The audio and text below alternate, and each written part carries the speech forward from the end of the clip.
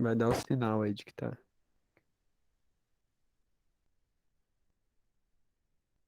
Ok.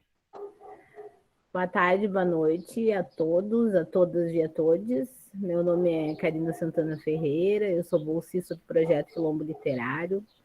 O Projeto Quilombo Literário é um projeto pensado pelo professor Rodrigo da Rosa, professora de letras da Universidade Federal do Rio Grande, que chegou aqui para nós, no nosso campus em São Lourenço do Sul, em 2020, mas que foi pensado e iniciado no Campus Carreiros, né, que é em Rio Grande. O projeto é um projeto de partilha de leitura de contos, onde cada pessoa lê um trecho do conto e no final a gente discute esse conto. No período de pandemia, esses encontros passaram a ser pandêmicos, né? passaram a ser através do. Me perdi, Rodrigo, olha aí, ó.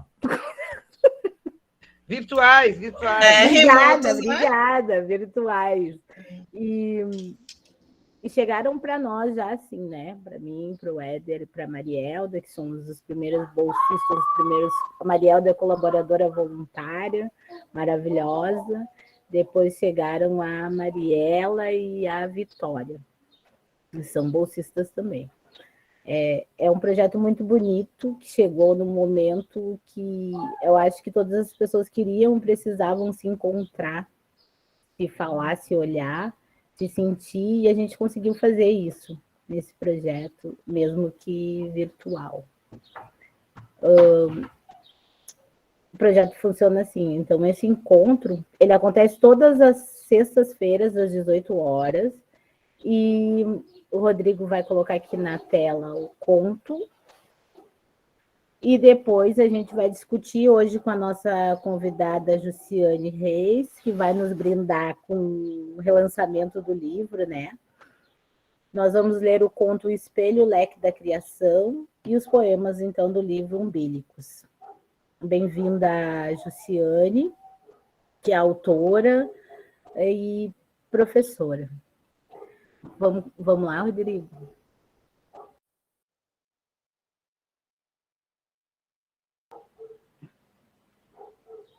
Espelho, Leque da Criação. Tu desejavas retornar ao útero desde o ocorrido. O mundo pôde não parar após parecer de uma mãe. Mas para uma filha tomada pela dor, paralisada e agonizando, o tempo ficou em suspenso. Tudo em ti gritava, e o sol ainda nascia e se punha. As flores se abriam, orvalhadas. Os pássaros, exímios equilibristas, empoleiravam-se nos fios e gorjeavam. Frio ou calor, as pessoas seguiam apressadas, silenciosas, muito cerimoniosas ou arredias, pois o tempo não estacava.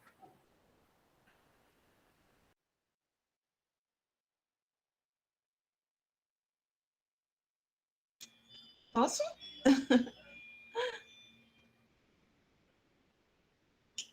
Posso continuar, né? Então tá.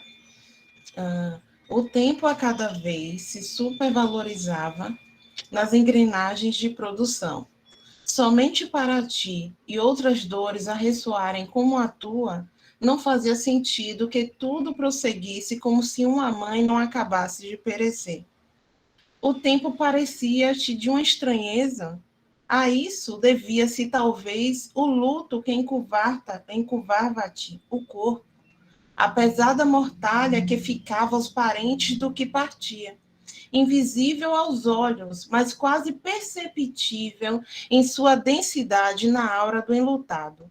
Esse profundo desejo de retornar a um local seguro, a tua gênese, onde todos os teus laços se entremeavam, provavelmente adivinha dessa constelação de dores.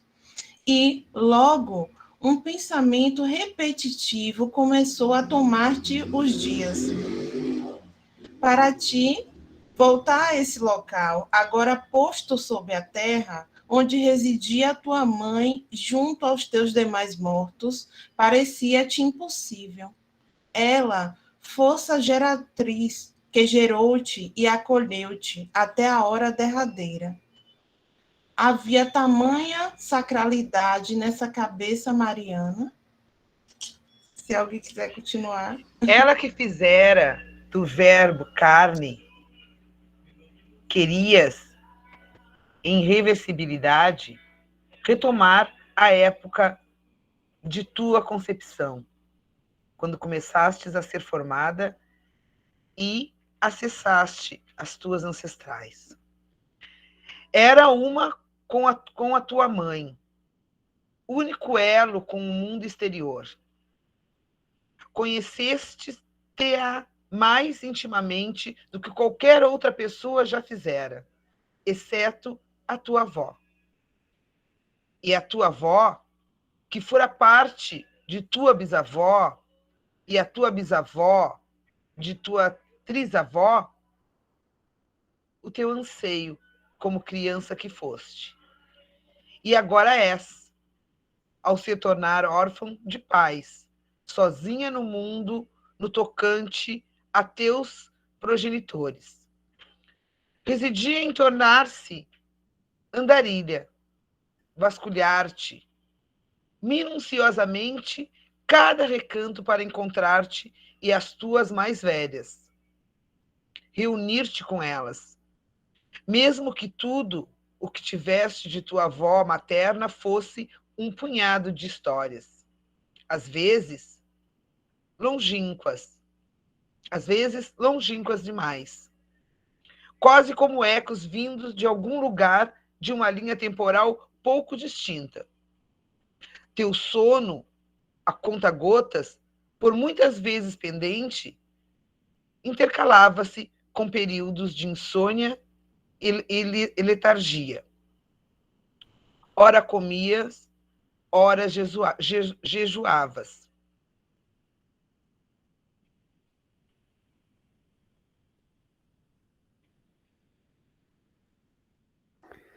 Pranteavas constantemente.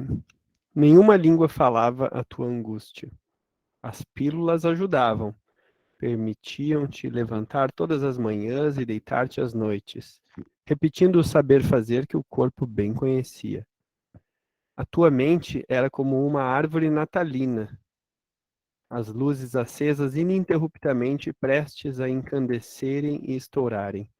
Os tremores, a taquicardia, as dores de estômago, a cabeça mais e mais estreitada por uma faixa invisível, o isolamento e o silenciamento cada vez mais pronunciados eram sintomas a contar nos dedos diante de todo o teu sofrimento, do que o teu corpo lar expressava, a superficialidade diante do que havia submerso.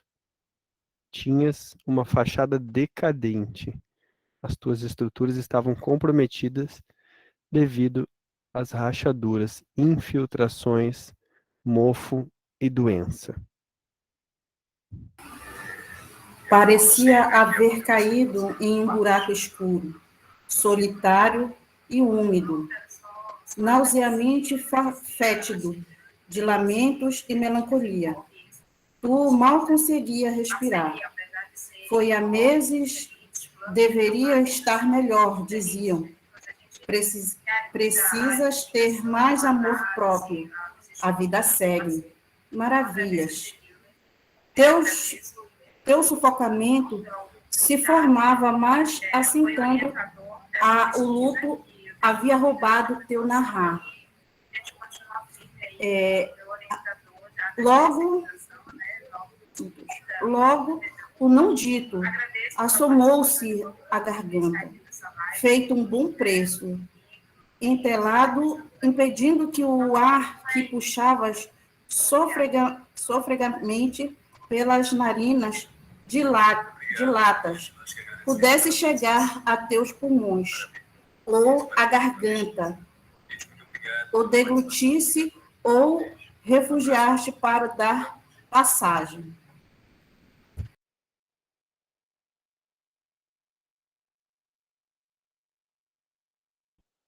Ao passo em que fora e dentro tudo se sufocava. Passaste a pensar em um meio de escapar, desaparecer, fugir, ir para muito longe, estar ainda mais solitária do que já estavas, enquanto sozinha ou numa multidão. Eis que chegou o dia que tanto protelaste, o de encarar os pertences de tua mãe, objetos de recordação e, como não, relíquias ainda difíceis de enfrentar. Um de teus irmãos apareceu com uma caixa. Disse que separou algumas coisas que acreditou que tu gostarias de possuir. As demais, as quais não partilharam entre si como uma forma de manutenção da memória materna. Eles decidiram doar para os locais que fizessem deles bom uso. Esse irmão, ao aparecer de supetão em tua porta, após ignorares as suas mensagens e telefonemas, era aquele que mais trouxera alegria à tua mãe. O filho perfeito, responsável, obediente, motivo de orgulho e elogios. E também o que dera os primeiros netos aos teus pais. Como se incumbido por uma força além túmulo de estar à frente de todos os processos, tarefa que ele já desempenhava sem opor-se antes de tudo. Ele fora uma presença dominante nos momentos burocráticos e, mesmo nessa fase de deliberar, dividir e, como não, reviver as memórias que, como brasas, queimavam ao fundo, atiçado perversamente incandescência até que tudo voltasse a queimar. Talvez tornasse incêndio.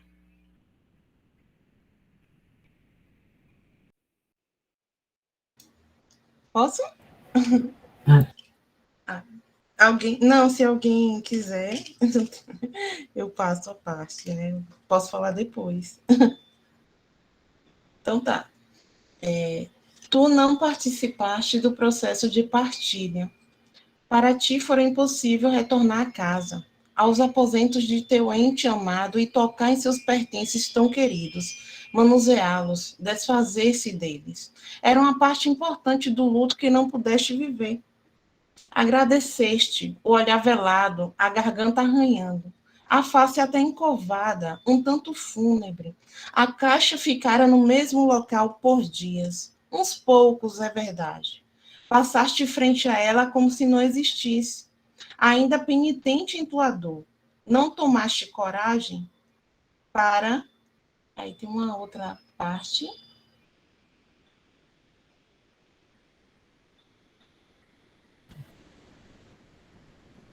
para remexê-la ou mesmo transladá-la.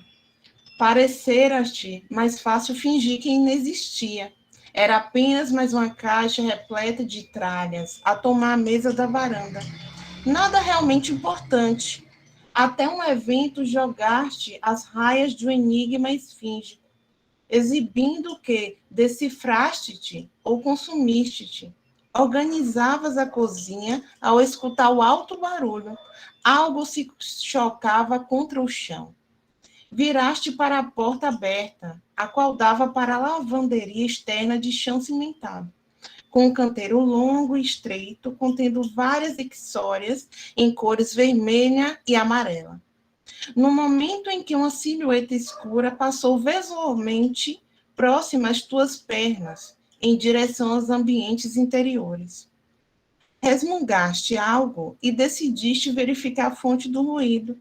A caixa estava sob o solo. A caixa estava no solo, caída, lateralmente derramando parte do seu interior. De lá, entre tecidos, álbuns e bolsas, escoava um embrulho antigo, presente que deras à tua mãe em uma data comemorativa há anos. tu recordavas bem, mais do que o esperado. Fora na adolescência, em posse de teus parcos recursos, obtidos de somas aleatórias fornecidas por teu pai para necessidades outras, conseguiste comprar algo, visando que isso ficasse registrado para a tua mãe como uma afetuosa lembrança. Se alguém quiser continuar. Elegeste a caixa cor-de-rosa, em detalhes escuros, visando que ela pudesse guardar os brincos e anéis que tanto amava. À época, notara como tua mãe agradecera, com um fio de voz e olhos marejados, alisando o presente singelo repetidas vezes e por um longo tempo. Contudo, jamais a viste utilizá-lo, e pensaste que a emoção fora algo momentâneo, e que o presente não se comparava ao dos teus irmãos mais velhos, e com maior acesso a bens de melhor qualidade, valor expressivo e aparentemente mais justos ao gosto de tua mãe.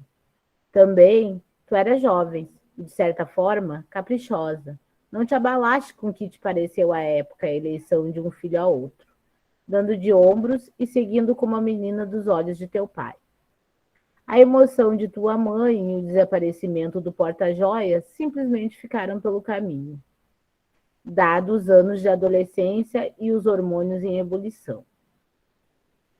O objeto ainda conservava o mesmo papel de presente, e a lâmina da tristeza, do arrependimento e da rejeição retalharam-te a carne.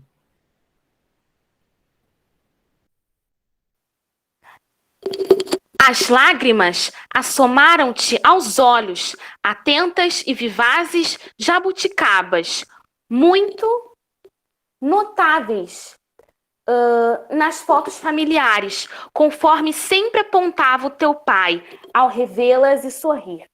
Tu te ajoelhaste no piso empoeirado, sustentaste o embrulho contra o peito e te permitiste chorar copiosamente.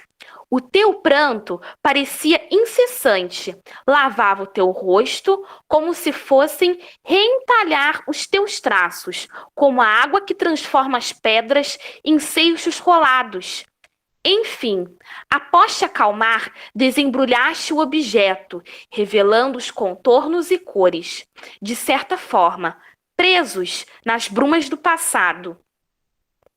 Enxugaste o rosto, e logo o apoiaste entre as mãos, sobre os joelhos, olhando o vazio, por um tempo inapreensível. Quiseste devolver tudo à caixa, retorná-la ao local e esquecê-la por mais quanto tempo fosse necessário.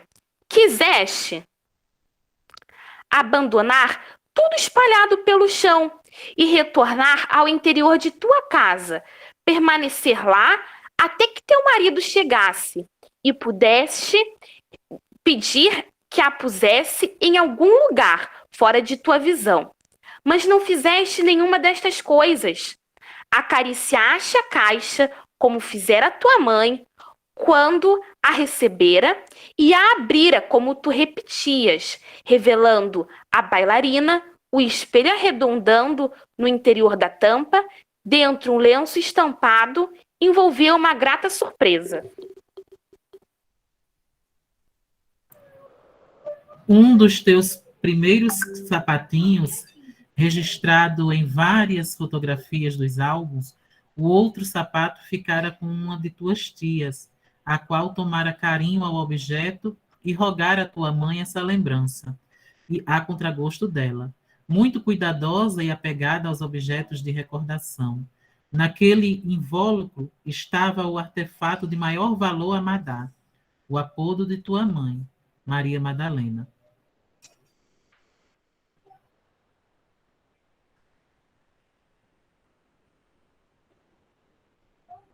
A mulher severa com relação à limpeza. Ela, que fora doméstica em tantas casas, lavava roupa para fora, vendera em feiras livres, órfão ainda em tenra idade, cabendo a si e aos irmãos mais velhos o criarem a si mesmos e uns aos outros.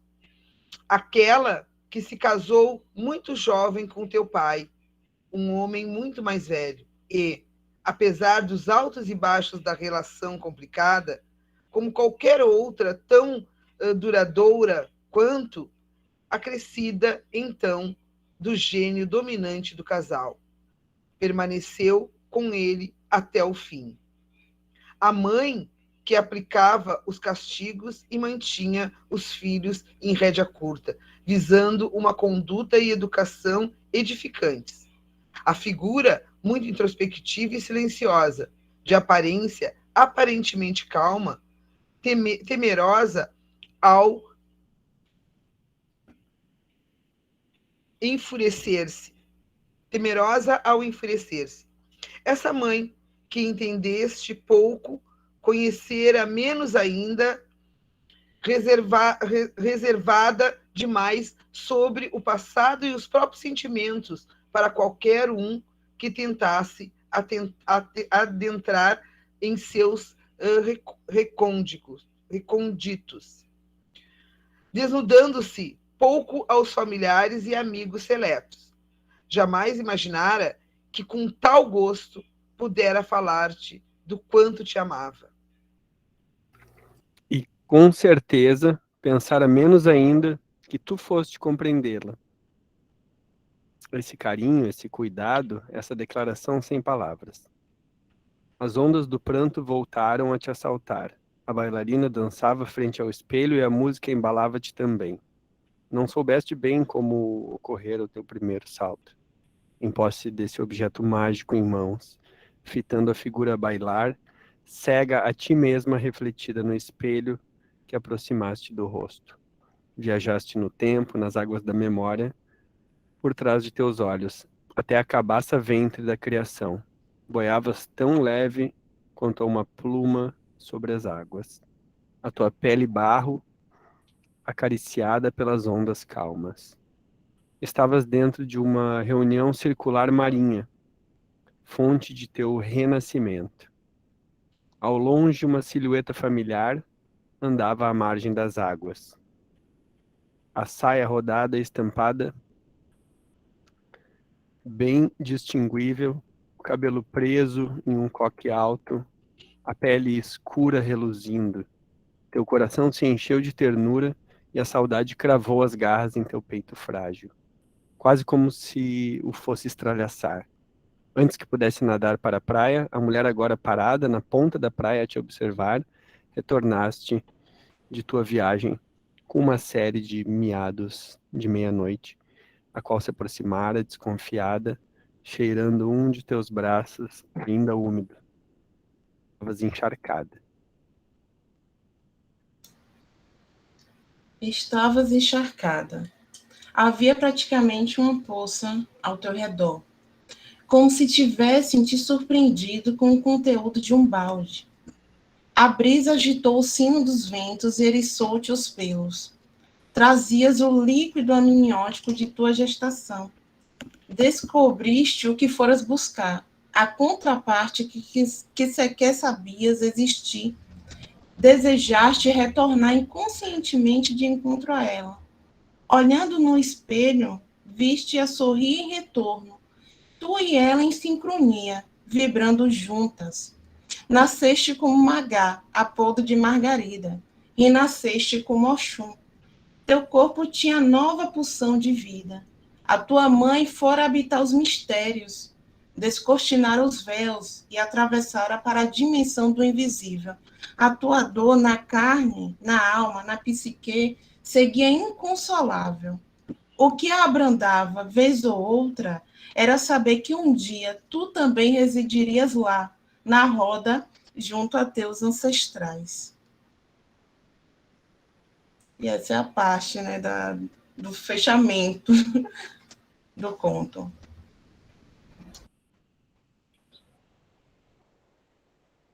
Esse conto lindo, né? Uma viagem, a gente faz uma viagem. Jussiane, obrigada por estar aqui conosco. Gostaria que tu te apresentasse e falasse um pouquinho de ti para nós, assim, e sobre o conto, se tu puder e quiser. Claro, claro, é um prazer. Então, boa noite a todos, a todas. Eu sou Jussiane, por favor, chame-me por Ju, tá? Sem formalidades. Eu escrevo, né? Não sei se sou escritora ou não, escrevo. Escrevo há um tempo, decidi que escreveria ainda criança e só pude me autorizar dentro da escrita adulta recentemente, né, em um processo assim mesmo de retomada, né, de olhar para essa criança interior que exigia essa promessa, esse acordo que fizemos lá ainda no início. Então, eu sou professora, né? Atualmente sou professora da UFES, aqui, a Universidade Estadual de Feira de Santana, no departamento do DEDU. Eu também estou fazendo doutorado, né, na área de literatura e cultura, mas o meu grande amor é estudar Exu como fundamento epistemológico. Tá? É uma das grandes coisas que me movem, é fazer essa investigação, e eu sempre trago isso para os meus escritos, de alguma forma, né? Sou filha de Iabás, amanhã, inclusive, é um dia, né? É o dia das Iabás. Estou num processo ainda acho que muito tímido e muito calmo ainda, muito devagar, né?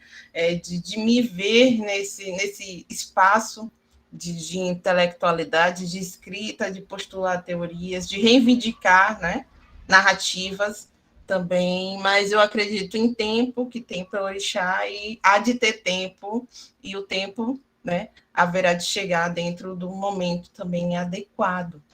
Bom, o conto, ele surgiu do meu processo de luto, ele fala sobre luto, né? Eu perdi o meu pai em 2018 e a minha mãe em 2019, entre um e o outro foi 1 ano e 7 meses. Né? Para mim, foram 2 grandes abalos que eu tive na vida, são dores que eu vejo de uma maneira inconsoláveis, são dores para mim inconsoláveis, né? E então eu vou para a narrativa, eu tento me curar dessas feridas pela narrativa, pela teoria também, que teoria também cura, mas eu faço esse processo na narrativa. Então, começo a criar umbílicos, é quando o umbilicus passa a ser gestado, né? E nesse processo eu construo esse conto. Né? Esse conto, especificamente, é nesse interim, né, do falecimento da minha mãe, e que eu estou gestando muita coisa, ainda carregando um luto muito recente, e preciso desaguar em algum lugar, e a narrativa é esse lugar seguro, né, esse lugar nosso também de deságue. E então eu construo esse conto, que está muito ligado a uma Iabá na minha vida, nos meus caminhos, que é Oxum, né? E então esse conto ele vai muito na linha de Exu e Oxum, né, que são 2 energias na minha vida muito fortes de ancestralidade e que eu cuido, né, busco cuidar. Ele tem um salto temporal, tem certo momento que há um salto temporal, ele também modifica o tempo todo a cronologia, né, dele, é justamente para propor um tempo cíclico, né? Exu, ele tem um tempo cíclico, não é o tempo linear, não é o tempo, inclusive, horário, é um tempo anti-horário.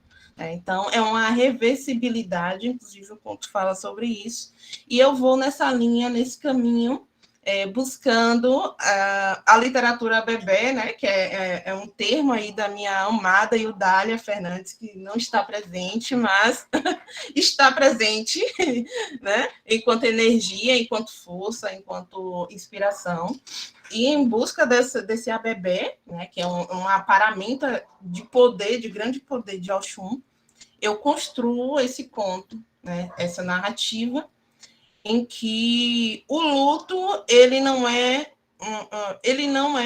o fim, né? Dentro da nossa religiosidade, né, do candomblé e de matriz africana, a morte e a vida são ciclos e estão interligados. Então, tentando gestar a minha dor, né, eu busco muito isso de ir por esse caminho, de observar as passagens, como essa passagem para os mistérios e como se passa dos mistérios, né, para a nossa realidade. Então, conta um pouco isso. Não sei se eu respondi. Sim, respondeu sim. Muito, muito legal, muito bonito.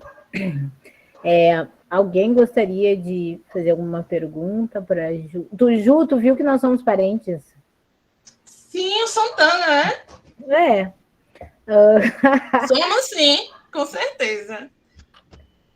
Uma pergunta ou contribuir? Assim, para fazer, primeiro dizer que é um prazer, Ju, estar aqui contigo, né? Eu há pouco, acho que semana passada, né, gente? Semana passada eu lancei aqui, né, no Quilombo Literário, o meu primeiro livro, né? Que é um livro de poesias. E nele eu também meio que desago assim essa coisa do sentimento, né? E que ao mesmo tempo é um misto de saudade, né? E de tristeza, mas eu chego a dizer que é uma tristeza boa, né? E nele eu faço uma homenagem aí ao meu pai, faço uma homenagem às minhas ancestrais também, né? Trazendo um pouco disso. Mas tem algo que tu falou e que me impactou muito, eu ia trazer isso, né? Que é a questão do não temporal, né? Dessa que não é um conto linear, né? E que a gente consegue perceber que tem essas rupturas assim, né? Temporais. E que eu achei muito legal, porque também te dá um outro movimento, né? Eu costumo dizer que as palavras têm sons, então assim, ó, dá uma outra sonoridade, né? Em cada parte do texto, né? Em que tu vais fazendo, né? Toda essa apresentação. Eu gostei muito, parabéns, né? E penso que as coisas são assim para nós mesmos. Tu falou algo que eu acho muito importante, assim, né? O tempo, ele é um orixá, né? E as coisas chegam na hora que tem que chegar. Parabéns.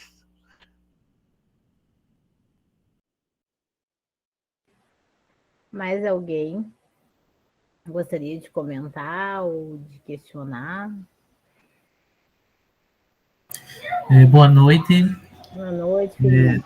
Questionar, não, mas parabenizar, seguindo as palavras, né, que a colega falou, Marielda, né?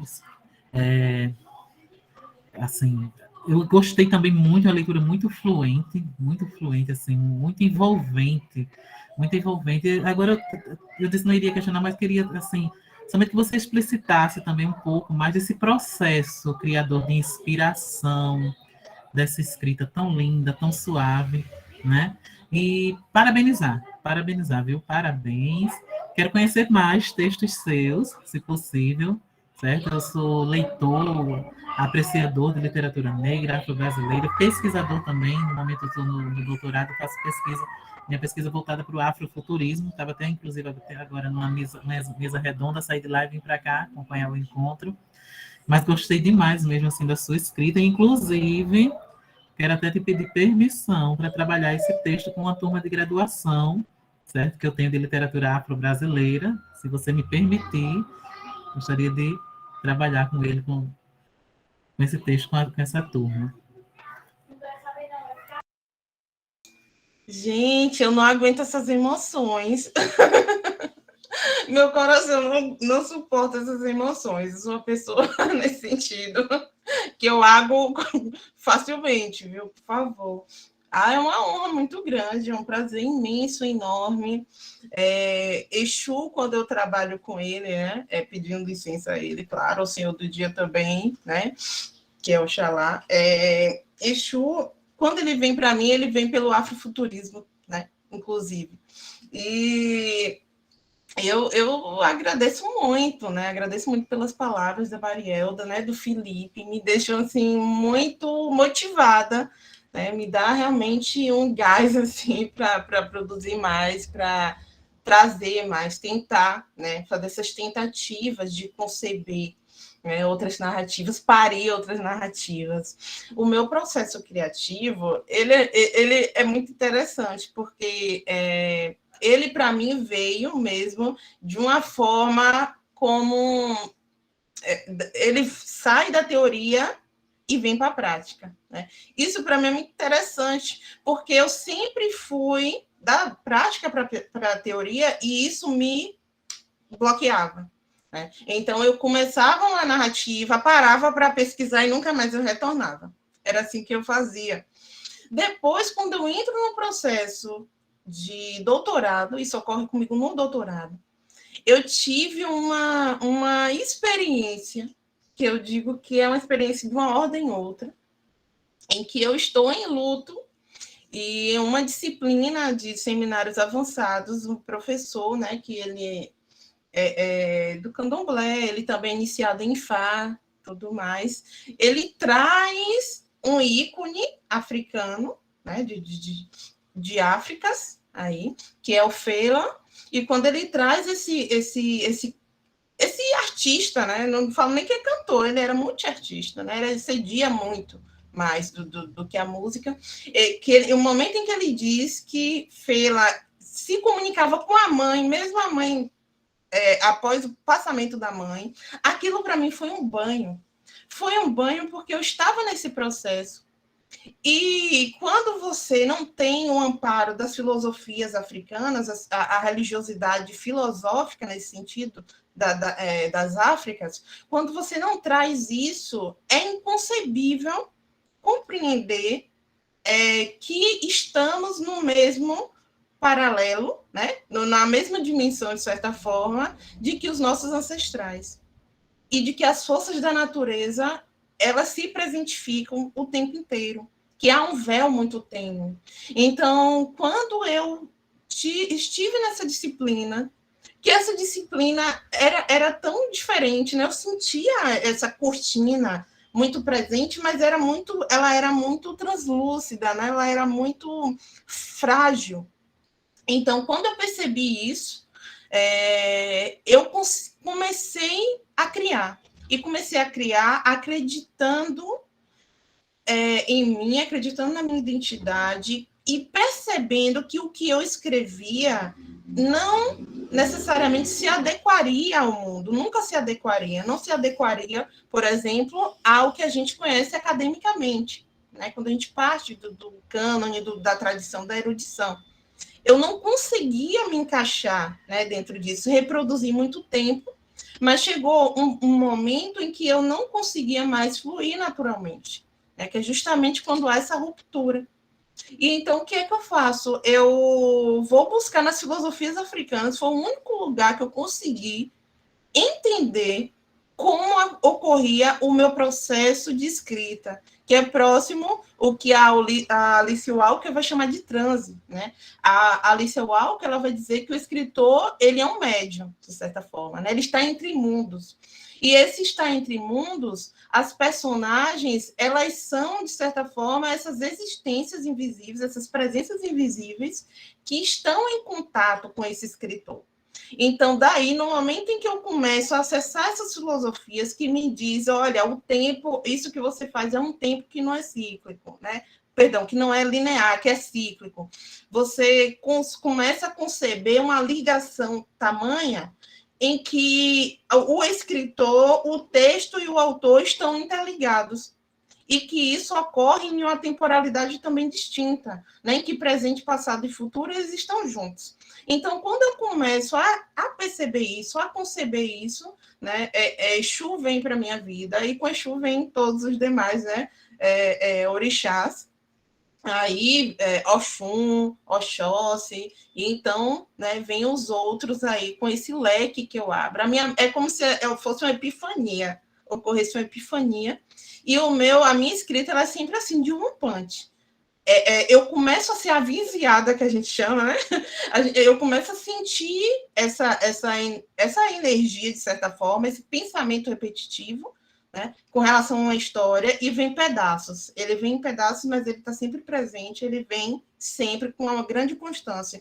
Então, isso começa a aumentar, até um ponto em que eu preciso dar uma vazão, e a vazão é para o texto. Então, quando eu sento, eu já construo. Eu consigo fazer isso muito rápido. Mas por quê? Porque eu levei muito tempo me harmonizando, né, com essas energias. Então, meu processo é um pouco por aí, hoje.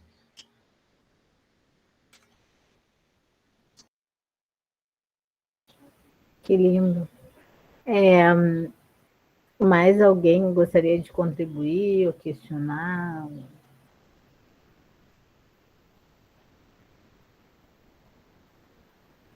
Sendo assim, eu acho que a gente poderia... Eu não sei se tu quer falar mais alguma coisa, Ju. Não. A gente poderia ler uns poemas. O que tu acha? Se quiser Sim. falar do livro e apresentar o livro, então, e ler uns poemas, ou já foi apresentado? Mas eu acho que se tu puder apresentar, então, o livro e ler uns poemas. Apresento sim. Os poemas, inclusive, que eu tinha passado são os inéditos, eles não estão em lugar algum, o conto também não está em lugar algum, né? São inéditos que eu trouxe para a gente, né? Para partilharmos aqui. Pois eu ia perguntar justamente se o conto não tinha sido publicado também. Não foi. Porque essa questão dos poemas eu tinha entendido, sim, que são Sim. inéditos, não são do livro. Não, Fato, o conto mas... também não.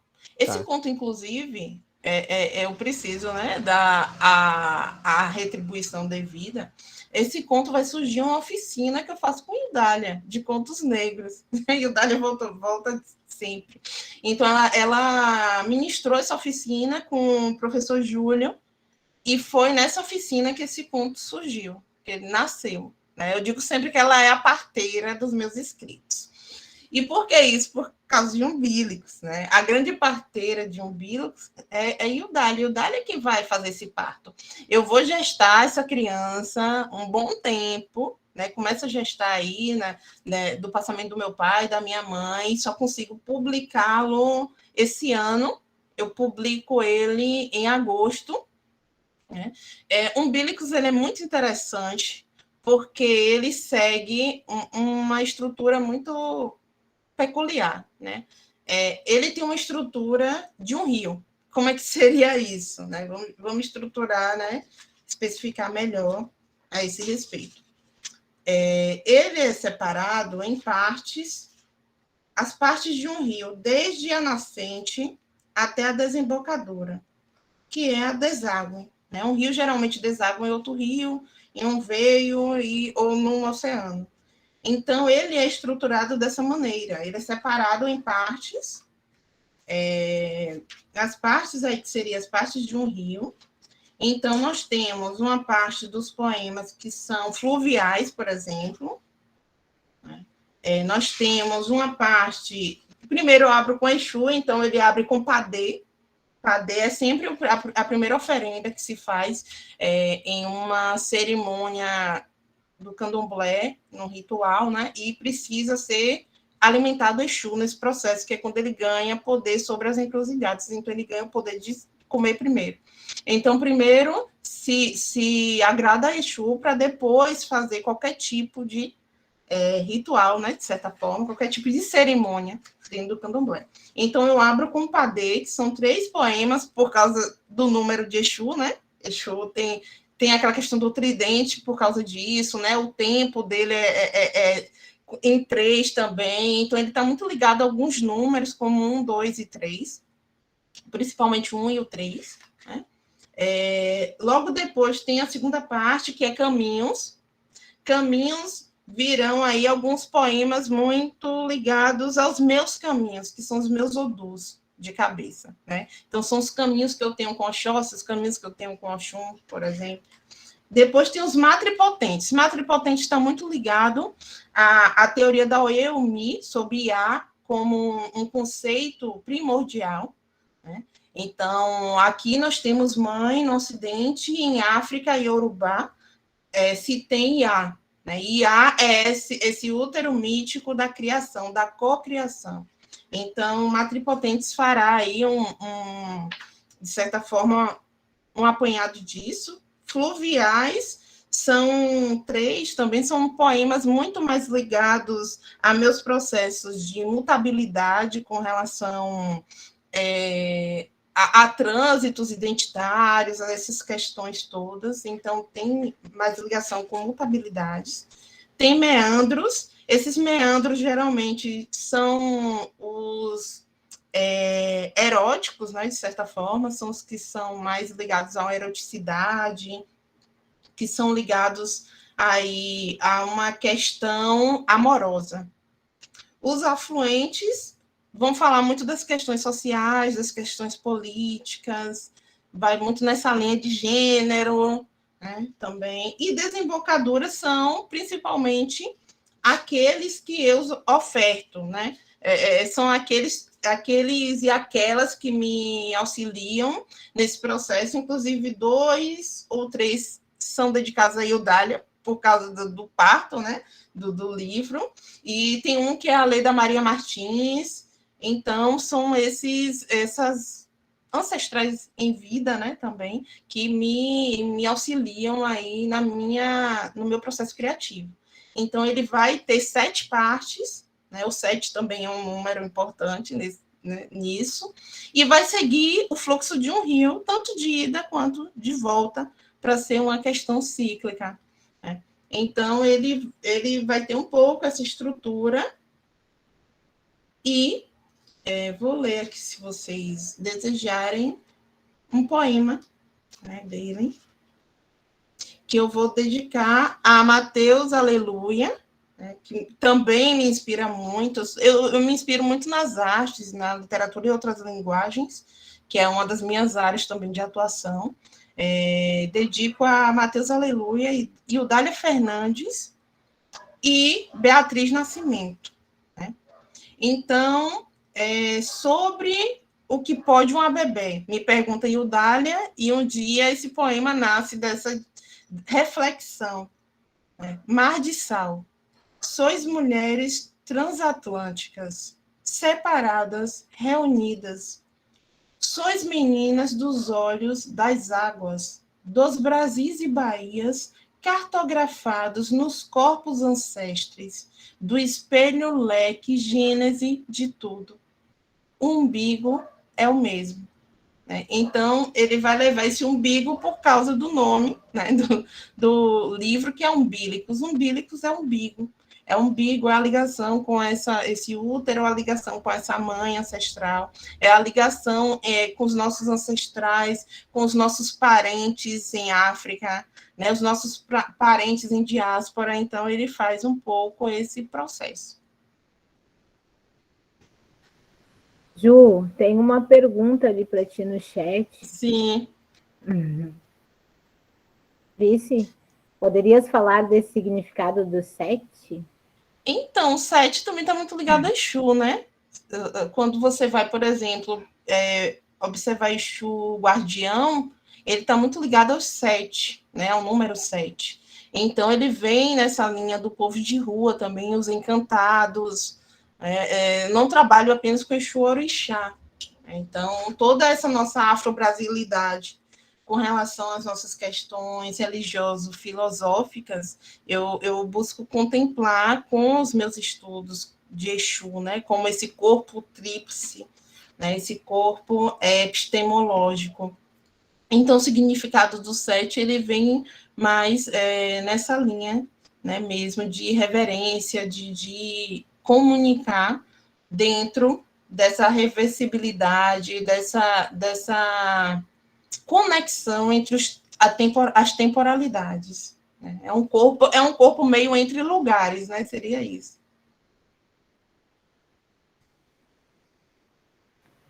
Temos outro poema? Os inéditos, né? Só deixa eu falar uma coisinha. Eu tô com a câmera, porque para mim aqui tá meio instável, gente. Não sei se para vocês, tá? Então vou manter a câmera fechada, que eu acho que fica melhor. Ju, mas só para te dizer assim, ó, algumas algumas coisas se cruzam nas nossas vidas, né? Eu acho que os negros, eles têm isso, né? Esse umbilico talvez seja um pouco também de todas as ligações, né, que nós temos entre nós mesmo pós a diáspora, né? Eu começo a introdução do meu livro, que também, embora tenha sido escrito e não traga todas as linhas escritas em termos de poema, né? Porque eu selecionei 42, eu começo também agradecendo a minha grande mãe, e eu começo dizendo Odoiá, grande mãe, né? E aí, pensando nisso, pensando nessa tua pesquisa, eu acho que é interessante, né, que tu possa dar uma olhada no Alabê de Jerusalém. Não sei se tu já conheceu, é uma obra do Altair Veloso. Altair Veloso levou 5 anos para concluir essa obra. Primeiro foi pensado enquanto ópera, ele levou para alguns teatros, né, circulou no Brasil em alguns teatros e depois fora do Brasil. E depois ele se tornou, então, num DVD lindo, maravilhoso, que eu assim recomendo para todo mundo ver. Inclusive no YouTube tem algumas partezinhas assim, né? Que eu acho interessante que tu possa acessar, né? Já que tu estás nesse caminho aí, né, de pesquisa, de estudo com relação a Exu, enfim, eu acho bem legal, assim, que tu possa acessar. O nome do livro é um livro que ele, né, levou 5 anos para transformar em uma ópera e depois saiu em DVD, 3 horas de duração no DVD, e o nome é Alabê de Jerusalém. Eu acho que é bem legal, assim, né? Porque também fala um pouco dessa nossa visão, né? Principalmente da nossa construção, quer dizer, tenta desconstruir, né, essa construção cristã, né, que nos foi imposta durante muito tempo, né? Porque ele, na verdade, ele trabalha com Jesus menino e ele passa por todas as religiosidades, assim, né? Através de uma entidade que desce a terra num terreiro, e aí ele faz toda, né, a sua trajetória. Então, eu acho bem interessante que tu possa dar uma olhada também nesse material, que é bem legal. Eu agradeço muito, muito a indicação. Já separei aqui, consegui achar o DVD e separei para poder assistir, né? Poder contemplar. Eu não conhecia, né? Eu acho que vai ser um divisor de águas, né, para mim. E só de ouvir já me emocionei, imagine assistindo, né? Então, agradeço muito mesmo a partilha. Muito obrigada.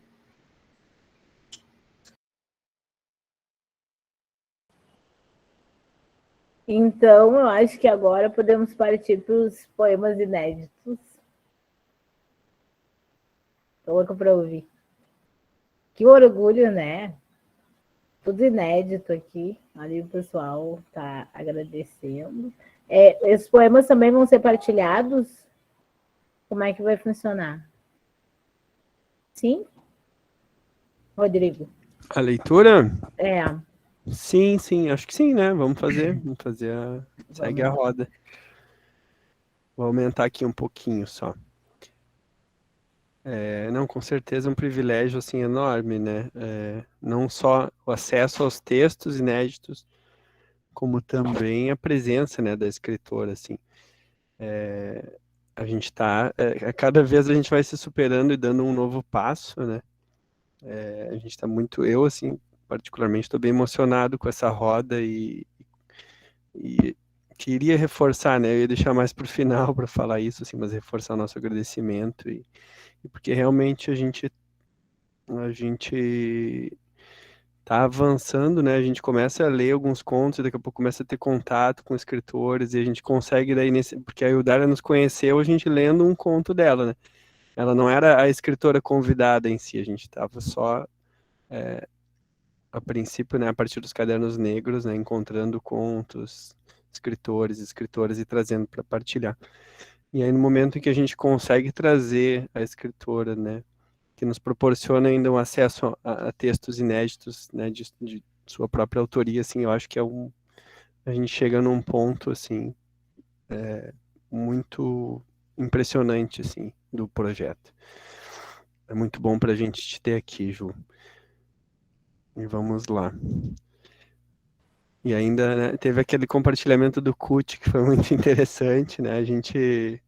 Eu sempre tenho algum receio, assim, né? Eu já falei com a Eudália sobre isso, da gente convidar alguns escritores mais renomados também, como a Miriam Alves, ou o próprio CUT, né? O pessoal dos Cadernos Negros. E assim, até que ponto a gente dá conta, né? Era esse receio, assim, mas eu agora tenho certeza que a gente dá conta, sim, que a gente já é um projeto, assim, maduro o suficiente para receber, né? A partir da tua presença, assim, acho que isso nos mostra, assim, quanto, assim, o caminho já trilhado pelo projeto, né? Eu tenho Vamos lá. certeza, assim, desculpa, viu? Não, pode falar. Mas é que eu me senti muito, muito revolvida, né? Muito remexida. Eu tenho certeza, né? Eu nunca duvidei, nunca tive dúvidas. Eu conheci o projeto participando do Dildália do Conto. Eu sou profundamente fã, né, de Dildália. A gente não tem como não ser, né? Aquela mulher é uma força. Eu digo que ela é uma força. E, assim, foi lindo, foi incrível.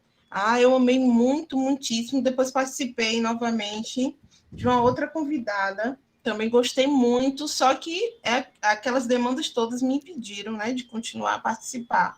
Mas eu espero para o próximo semestre, né, que eu tenha essa possibilidade, porque eu amei muito o projeto. Eu quero parabenizar a todos, a todas, viu?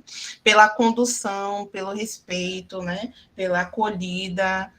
Eu acho que já está próspero, já está aí imantado de axé e é dar a criança ao mundo, né? A criança a gente nomeia, né? É muito ligado assim a existir, para que a criança exista. Aí a gente dá um nome e para que a criança persista, né? Ela não sucumba.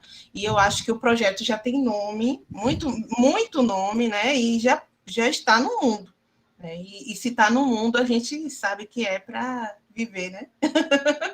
É para viver, dar frutos e produzir aí. E é o que tem ocorrido. Eu sou muito grata, muito mesmo.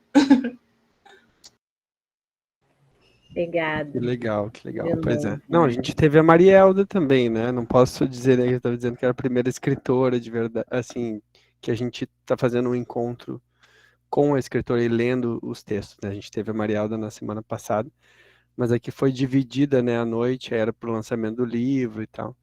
Mas a gente ainda precisa, mais adiante, fazer com mais leituras dos teus contos, Marielda. Para além dos teus contos, não, dos teus textos, né? Por enquanto, poesias. Mas aí vamos fazer um sarau com as poesias aí porque nós temos mais escritoras aí. Temos, sim. A gente também quer fazer uma oficina, né? Acho que aproveitando aquele gancho ali, eu ia perguntar isso, e aí tu comentou se aquele conto tinha partido de alguma oficina, assim, até para... Porque tem muita gente que está começando, ou que tem alguns rascunhos, né? Ou que sente vontade, mas não consegue achar aquele ponto de partida, né? E aí foi muito interessante ter os relatos, assim, também das diversas tentativas e de como que chega nesse momento em que a coisa flui, né? A coisa vem, toma conta de ti e sai de alguma forma, assim, sem muito controle, sei lá, né? É algo assim que chega um momento, esse orixá, né, do tempo, ele age sobre as pessoas. Mas ao mesmo tempo tem essa oportunidade da oficina que dá um empurrão, né, que ajuda muito, assim, que motiva, que estabelece um desafio, um prazo, esse tipo de coisa. E acho que por isso também a gente está sentindo essa necessidade, né, Karina? A gente já vem falando sobre isso há alguns meses, né? E aí vai sempre ficando para depois, mas eu acho que está chegando a hora da gente também aproveitar as rodas para propor alguma oficina de escrita, assim. E aí é legal de ver, assim, como o teu trabalho, né, nasce com essa qualidade toda a partir de uma oficina, né? E é incrível que seja um dos teus primeiros, assim, porque a meu ver, assim, ele tem uma qualidade que eu não consigo descrever. Enfim, vamos para os contos, então depois a gente pode retomar um pouco da conversa. Vamos para os contos, eu sempre falo contos, vamos para os poemas, desculpa. Mãe pássaro, ontem coroaste minha cabeça. Ô belo corvo enlutado, o que dão por ti, abutre de tez preta, a indicar putrefação nas redondezas. És como os teus, emissário da morte e da decomposição. Teus hábitos necrófagos dão conta das carcaças e dos montouros. A tua silhueta escura, empoleirada nas ruas, é vista com mau augúrio. Estes passantes, cheios de repulsa e julgamento, parecem desconhecer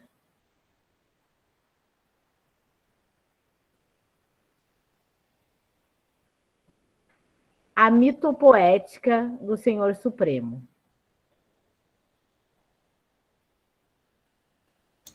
A lidar com os orixás em insurgência.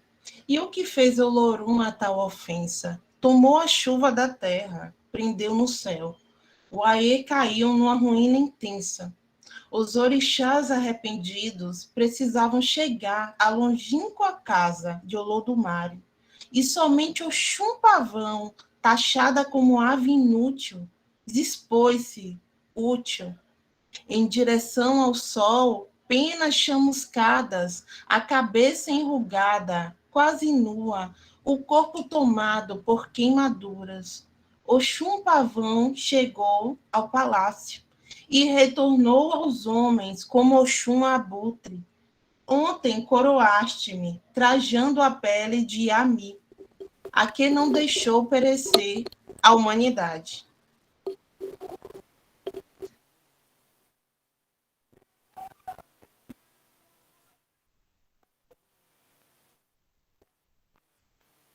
Indizível. A ave de papel rasga o azul, seu brilho marinho, cintila a janela. Retorno à goiabeira de outrora, a cobrir o chão de frutos podres. Formigas marcham, odores se mesclam, segredos farfalham das copas. À tarde, antes incêndio, agora olho vazado, reescreve em meu corpo a queda. Tenho entre as mãos o peso de um pardal morto, o meu primeiro.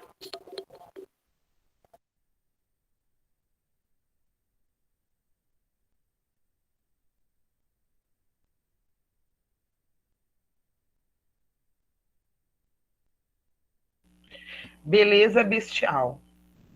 Teria sido pelo teu perfil elegante e singular, os teus movimentos sinuosos e languidos, as pernas esbeltas, a bela linha do maxilar. Tantos apontaram ao verem o que restou de ti exposto como um troféu. A pele em exibição, tuas tonalidades não mais em movimento. Visto a tua pelagem amarelada, as manchas pretas em forma de roseta, o teu ventre branco, e corro pelas matas, aleito os teus filhotes. Rasgo a carne de tuas presas e me sujo no sangue, quente e viscoso, caminho de volta.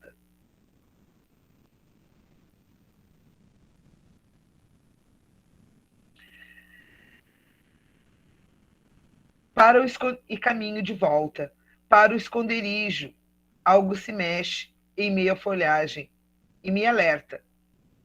Sou atingida. Troco de pele, afastando a sensação do teu extermínio. Descortino o olhar, deparando-me com o fato de que, desta vez, o alvo sou eu.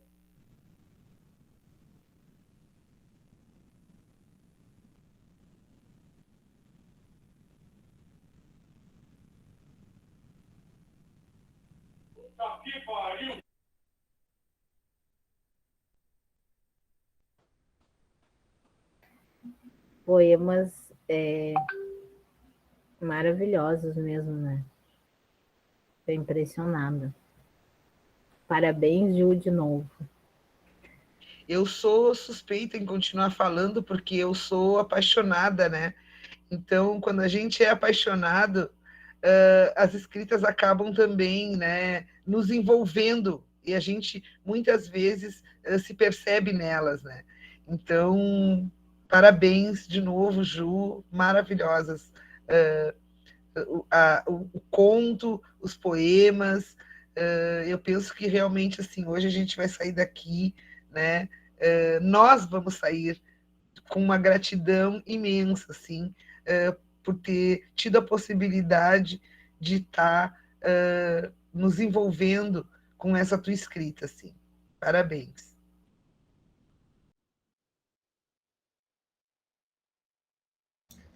Então, eu que agradeço, né? Agradeço muito.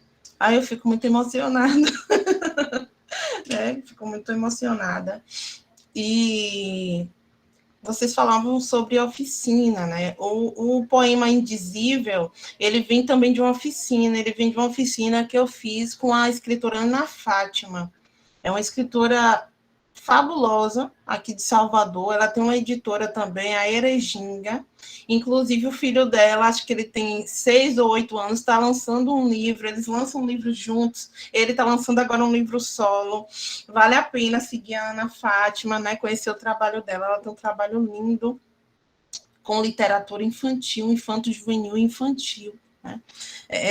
O Indizível nasce disso, nasce dessa oficina, e ele vem de uma recomposição de memórias. Eu lembro que a Ana Fátima, ela dá 3 perguntas chaves para que se faça um poema.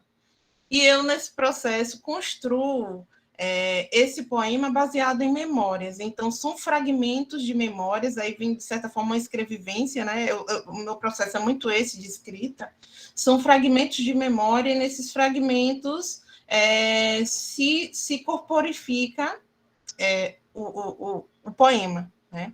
No caso do Indizível. Oxum, né? Oxum Pavão, né? Mãe Pássaro, vem ainda, né, dessa reverência ao Oxum, vem de um Itã, que pode ser um mito poético, um Oriqui, né, com relação a como um animal, um abutre, ele é uma ave de Oxum, né, mas que é considerado assim, de uma forma muito tendenciosa, é uma ave marginalizada, mas é uma ave que fica entre esse transitório e que ela purifica, né, o que ela, a decomposição que ela come. Então, ela faz um processo de impacto ambiental muito importante, né? Ela recicla o ambiente por meio desses hábitos necrófagos dela.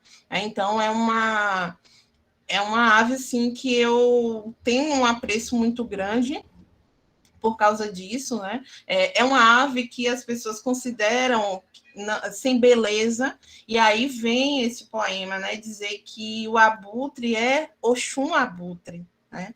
Então, nesse processo de transmutar, de reciclar, que Oxum abutre faz com que a existência persista, né? Que a humanidade persista. Então, é um poema que vai nascer de um Itã, e de minha observação, né, com relação a essa ave, como se trata socialmente aí essa ave, né, como ela é vista, né? Então, são poemas que vão muito nessa linha, né? O outro poema, Beleza Bestial, também vem de algum lugar, né? Todos os meus poemas vêm de algum lugar. Ele vem de um termo que a Toni Morrison utiliza em um dos seus ensaios. Ela tem 2 livros de ensaio, é um dos 2. Eu acho que é o primeiro livro de ensaios dela. Ela fala como os nossos processos de opressão, de escravização, eles estão muito ligados à percepção de uma beleza bestial, né? Uma animalização. Então, eu tento trazer isso de uma forma ligada à religiosidade, né, africana, que é com relação ao meu caminho com Oxóssi, né? Então, é como se eu trocasse a pele, eu me destituísse da minha e vestisse a pele, né, de uma pantera, né, de uma onça, enfim, de um animal, de um dos nossos animais, principalmente com relação à onça pintada, que é um animal hoje em processo em vias de extinção, né, um animal que está aí necessitando desse olhar, desse cuidado.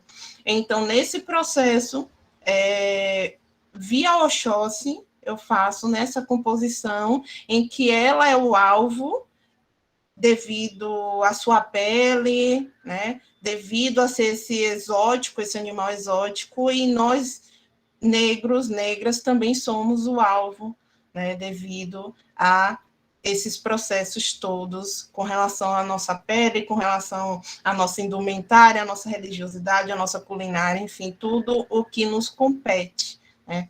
Então, são poemas que nascem aí dessas divagações minhas, dessas reflexões, desses estímulos, né? Ana Paula, que estava aqui, saiu um pouco antes, né? Que é uma intelectual incrível também, tem poemas maravilhosos, arrebatadores, e ela fala sobre cosmopercepção, né? Que é o Yeomi, que é uma socióloga nigeriana, vai trazer também. Então, a gente não trabalha com cosmovisão, é com cosmopercepção. Por que cosmopercepção? Porque a nossa visão de mundo e de espiritualidade, elas não se dissociam. E a nossa espiritualidade, o tempo, tudo perpassa pelo nosso corpo. Então, o nosso corpo, ele é esse objeto, esse receptáculo da memória, da identidade, e por ele tem a experienciação. Então, daí vem essa coisa da escrevivência, né? É a experienciação que é importante dentro das matrizes africanas, né? Dentro das nossas africanidades. Então, como é que se aprende? Se aprende pela senioridade. Você respeita o mais velho, você respeita a mulher por ser esse útero, por ser essa potência co-criadora, e você respeita o mais velho pela experiência, porque ele guarda a experiência, que é algo que nada consegue sobrepor, né? Ou nada consegue apagar. Então, a senioridade, ela vem muito nessa questão. A cosmopercepção é isso, né? Trabalhar nessa linha, é quando os nossos estímulos, eles são aguçados, e eles são aguçados porque é a nossa forma de fazer as coisas, de ver as coisas, né? Então, quando eu ouço um atabaque, eu já tenho uma série de sensações, né? Quando eu ouço a Serena Assunção, que compõe esse álbum em Passamento, ela está lutando contra o câncer, e depois ela falece, ela deixa esse legado que é esse álbum, eu tenho essa sensação, né, essas sensações. Quando eu leio Conceição Evaristo, né, que é uma das minhas grandes musas inspiradoras, eu tenho essas sensações. Então, quando eu estudo a Leda Maria Martins falando do tempo espiralar, né, falando das afrografias da memória, tudo isso me estimula, me compõe, tudo isso perpassa por mim, me atravessa, né? Então, emendando uma coisa a outra, o Rodrigo falou sobre esse Exu como fundamento. Como fundamento, eu concebo o Exu como o corpo tríplice da criação. Como seria esse corpo tríplice da criação, né? Dentro dos estudos literários, eu vou valorizar o leitor, o texto e a mim, porque eu sou atravessada por uma série de questões, por uma série de energias, de latências. Então, eu concebo o autor como uma entidade de extrema importância nesse processo desse corpo tríplice. O texto é o canal, ele é a via. E o leitor, ele também se comunica nesse processo. Então, é como se as temporalidades, elas se unissem, elas se ligassem. E então é que eu vou conceber esse corpo tríplice da criação, em que autor, leitor e texto, eles não estão dissociados, né? Eles são únicos. Então, quando eu concebo, né, a palavra que é fonte de axé, eu transmito energia, né? Eu transmito direcionamento. E o meu texto, ele carrega isso como uma oferenda, né? Exu, ele está entre o plano sagrado e o terreno. Ele está entre o Orum e o Aie. Então, quando eu concebo essa epistemologia, essa episteme, eu penso o texto como essa oferenda em que parte do terreno para o Orum. E só Exu pode comunicar que o orixá recebeu e devolver, né, em abundância, em prosperidade, enfim, devolver de qual forma seja ao terreno, né, ao Aie. Então, quando eu penso o corpo tríplice de Exu, é nessa linha, né, é na linha de que eu não existo sem vocês e vocês, de certa forma, estão conectados a mim, né? No momento em que eu venho aqui, eu falo, eu disperso energia, né? Eu disperso uma comunicação, um axé, que é essa palavra, e que ela chega também, e que vocês acolhem e me devolvem, né? Então, é esse processo que eu tento construir, né, com o Exu. Eu estou na tentativa. E quando eu vou conceber um texto, como eu tenho feito com os de Miriam Alves, eu faço isso com os de Conceição Evaristo, tenho tentado ver alguns poetas também nessa linha, professor Henrique Freitas, tenho o Davi também, né, com Banzo, com o livro Banzo. Então, tem uma série aí o Edmilson Pereira também, o Ricardo Aleixo. Então, assim, eu começo a conceber uma série de potências na linha de Exu. Primeiro eu começo com as mulheres, né? Pela primazia aí, eu começo com as mulheres e depois eu sigo para os homens, né? Então, eu começo a perceber que há esses elementos que se repetem, porque é cíclico, né? É o que Marielda falou, é cíclico. Como é cíclico, é um tempo que se repete. Então, esse tempo que se repete aparece em tudo. Aparece nos textos, aparece nas falas, aparece nessa cosmosensação. Então, é um pouco nessa linha, né? Eu olho vocabulário também, porque a gente tem muito vocabulário do Iorubá. O Umbílicos tem muito vocabulário do Iorubá em referência, em homenagem. Então, é um pouco isso. Se deixar, eu falo muito. Está sendo maravilhoso de te ouvir. Ninguém cansou de te ouvir. Mas você é amável, você é amável. Somos. Mais alguma pergunta? Alguma contribuição? Eu quero agradecer muito, muito, muito novamente assim, a tua presença. Essa tua presença leve, tranquila, amável, como tu diz, né? Muito boa de ouvir, de assimilar, muito simples e gostosa tua fala. E agradecer esse momento, né, de aprendizado, de troca aqui. E dizer que, infelizmente, a gente está se encaminhando para o final. Então, se tu puder fazer suas considerações finais. É isso, uma boa noite, até a próxima sexta-feira, quem puder estar com a gente. A gente agradece. Enquanto ela fala, né, faz as considerações finais, se o pessoal puder abrir a câmera para a gente fazer um print, quem puder, por gentileza. E Ju, fala um pouco também dos teus projetos aí, nessa tua fala final, se tu tem outros projetos literários, ou algo que tu esteja escrevendo, ou o que tu gostaria de escrever, quais são os horizontes aí da tua vida aí de escritora, né? Projetos literários. Ou algo assim que tu gostaria muito de escrever, mas que ainda não conseguiu começar, né? Só pra gente sentir esse gostinho, assim. Então, o meu livro mais recente, o meu projeto mais recente, de fato, é o Xirê das Águas. Xirê é o meu xodó. Por que Shirê é o meu xodó? Porque ele transita entre novela e romance. Ele é um gênero híbrido. Eu concebi ele em autopublicação pela Amazon, então ele é um e-book. Infelizmente, para quem odeia e-book, ele é um e-book, né? Eu estou procurando uma casa editorial para ele aí futuramente. Quem sabe os caminhos se abrem aí. Próximo ano ele tem uma casa e saia em físico, em livro físico. Então, além do Umbílicos, eu tenho um conto-novela, que também é um gênero híbrido, que sai para quem se interessa por afrofuturismo, pela Quitembo, né? O Amortalhamento, e sai junto com Os Fantasmas da Rua 7, do Celso, né?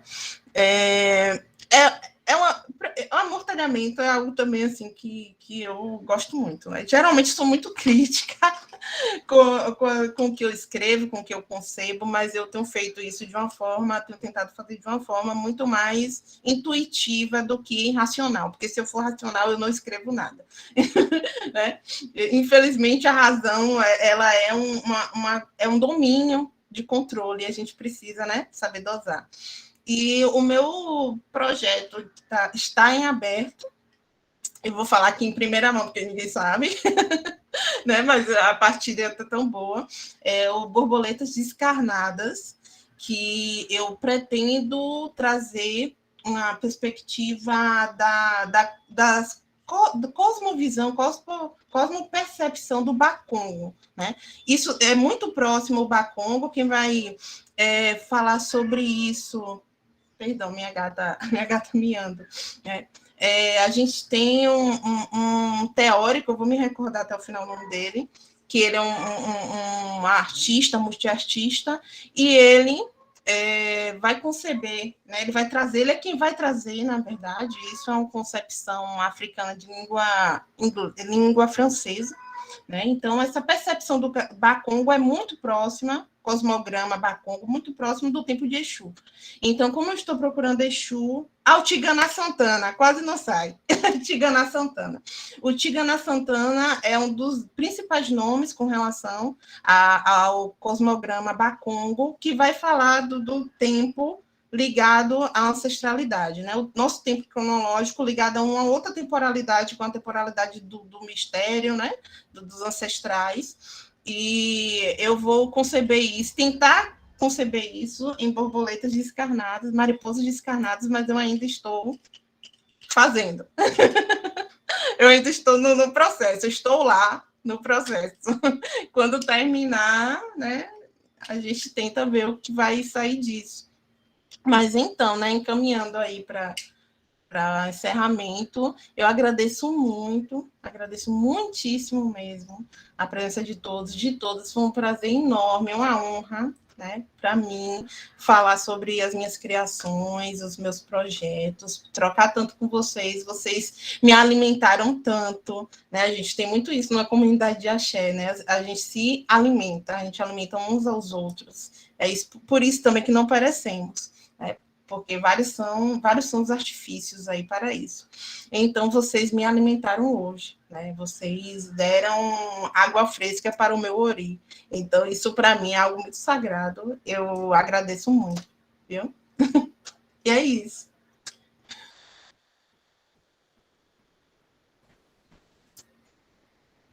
Boa noite, então. Um beijo no coração de cada um e cada uma. E até a sexta-feira que vem. Tchau. Tchau, até. Tchau, valeu, gente. Valeu. Tchau. Foi um prazer imenso. Muito obrigada. O prazer foi nosso, viu?